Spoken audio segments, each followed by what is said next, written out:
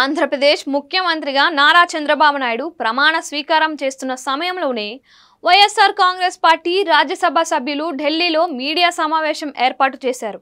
ఒక రకంగా ప్రత్యక్షంగా కాకపోయినా పరోక్షంగా మాత్రం తమ జోలికి రావద్దు అన్న సంకేతాలను బీజేపీకి పంపించారు.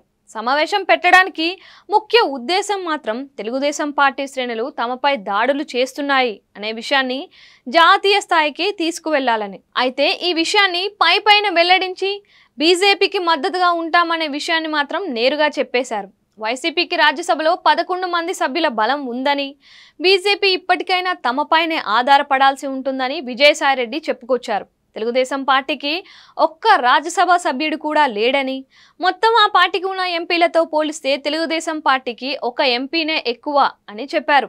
అయితే అధికారంలో ఉన్నప్పుడు కూడా చెప్పిన విషయాలపైనే పదే పదే చెబుతూ వైసీపీ రాష్ట్రానికి ఏం సాధించింది అని తెలుగుదేశం పార్టీ నాయకులు నిలదీస్తున్నారు. 2014-2019 సమయంలో తెలుగుదేశం పార్టీ ఎన్డీఏ కూటమిలో ఉన్నప్పటికీ బీజేపీతో జగన్ సన్నిహిత సంబంధాలు పెట్టుకున్నారు.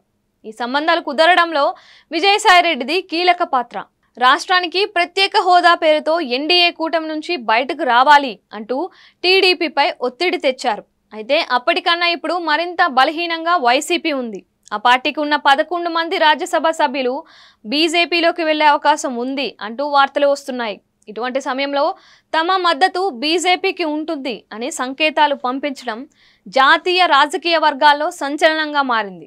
మోడీ, అమిత్ షాకు జగన్ సంకేతాలు పంపించారని, ఈ విషయంలో బీజేపీ నాయకత్వం ఎటువంటి నిర్ణయం తీసుకుంటుంది, ఆ నిర్ణయానికి తెలుగుదేశం పార్టీ ప్రభావితం అవుతుందా అనేది మాత్రం భవిష్యత్తులోనే తేలనుంది.